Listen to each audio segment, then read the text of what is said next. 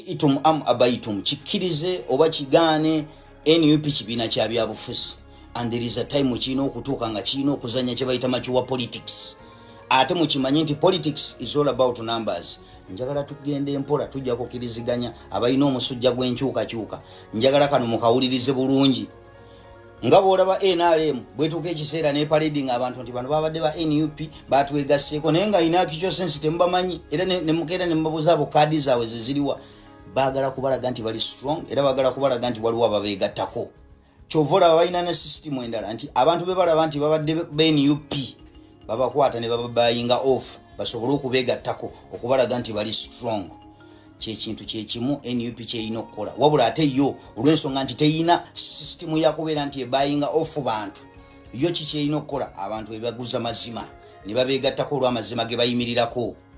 Abalala balina babazanya psychological politics nti mulimu abantu abali mu NRM nga bali disgruntled after delivering committed services mu NRM ne babanyiiza nga abantu abo essaawa eno bagamba wetufunira chance ne twegatta ku NUP tugenda bugenzi naye ng'ekibalemesezza ki ng'ekibi kibalumiriza nga balina bye baakola mu kaseera nga bali mu NRM nga beebuuza bwe tunaagenda eri banaatwaniriza naye ng'ate nga baakedde enkya ne babeegattako. The big plus kubanga bajja n'ennamba. Kati example nyinza yakuwa ya mama Rebecca Kadaga. Olwaliro bwakeera enkya ne yegatta ku NUP. No one doubts it nti mukyala w'amaanyi mu Busoga. Era bw'abeegattako is a big plus. Bw'abeegattako ayina abantu abamukiririzaamu era bajja nabo. Kati awo wetugambira nti psychological politics w'alina okujjira nga bw'olaba olwaleero akizannyo obulungi ye mukulembeze waffe Bobi Wine.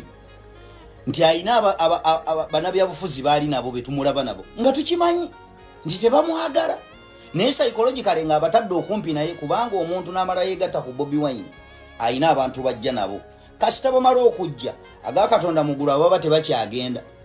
Waliwo abajja nga bazze lwa Besigye nga ne Besigye ne bwakeera enkya n'ava mu Bobi Wine abo tebakyavaayo ye ne bwakeera enkya n'agenda.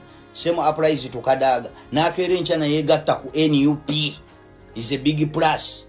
Kati ekya omulala omulungi okukizanya obulungi psychological politics ani omulala omulungi mu kumuzanya Alex Waiswa Mufumbiro. Yensonga lwaki olwaleero osobola omusanga ng'asiiga ayirawo mama Rebecca Kadaga omubiri. Lwaki? Nti ayinza okuba omukyala ali disgruntled nga waafunira akalembereza ne yeegatta ku NUP ajja buzzi. Kati then Waiswa Mufumbiro comes in n'asooka amukusiigira akazigo. Nti ekyo kyokka amukansa asobola okubeegattako n'akeera enkya nga abeegasseeko olwo Alex Waiswa Mufumbiro aba abasiko walingidde. Kati bino abadda mu kunywa simanyi kyayo omukalu aliko ekisubi. Ebitoyiza bitegeera oyo machuwa politics and psychological politics nti oli togenda muwa ssente wabula ng'ogenda kujja buzzi ng'eri bwe baba munakuwazza ajja abeegatteko. Kati omujega nga atandika okuga yatukola bwati ffe tetujja kumukkiriza mukwano weekiikirire mu kunyiiga tokiikirira balala. Weekiikirire mu kunyiiga totukiikirira. Kati katugeze bwokeera enkya noba ng'olina ttiimu y'omupiira mubadde musamba fayino omusambi n'abakuba akatimba n'abakuba ggoolo ebajja ku kikopo bwakeera season eddako nga yegatta ku ttiimu yammwe nga oyo tajja yatulemesa ekikopo. Omujega ayinza okuga bino byetwogera si bya mupiira bya bufuzi ngezaako okusikira kyakulabirako gezeko okutegeera kiki enkugamba nti oyo bwajja is a big plus kubeera ayina ennamba gyajja nayo and amanyi tactics za side eri za gyabadde asambirako kati bwajja n'abeegattako.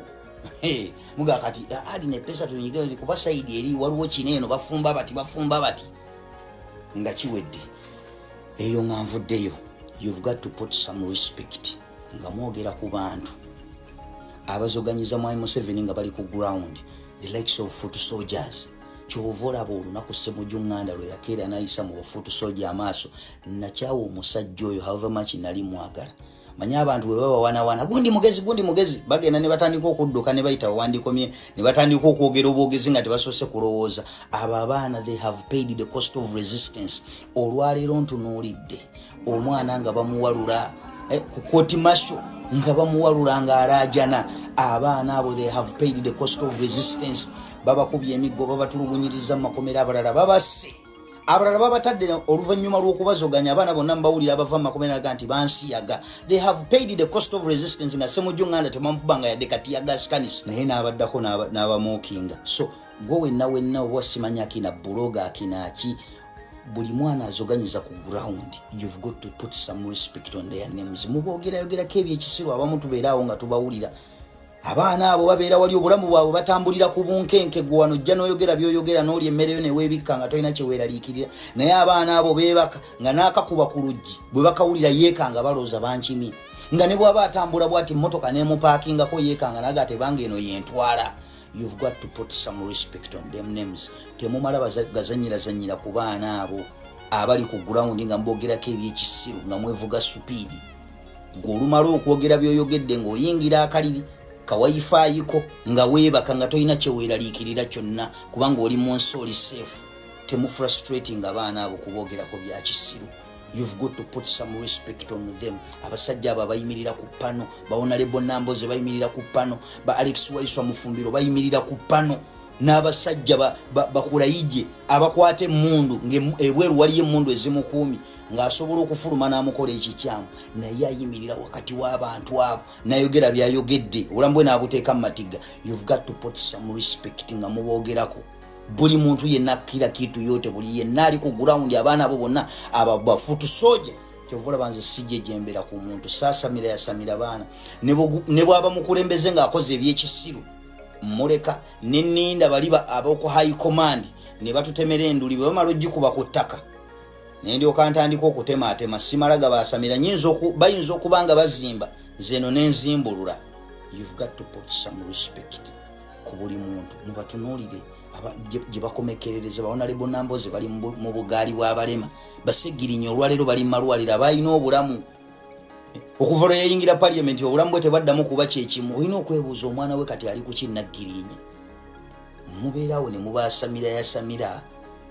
Abaana abamu tebakyasobola kubaako nawe bakola beeyiya bweyiya babeezeewo obulamu batambulira mu bunkenke ne mubeeraawo olw'okuba okutta akasimu ne muboogerako ebyekisiru. You've got to put some respect on them names.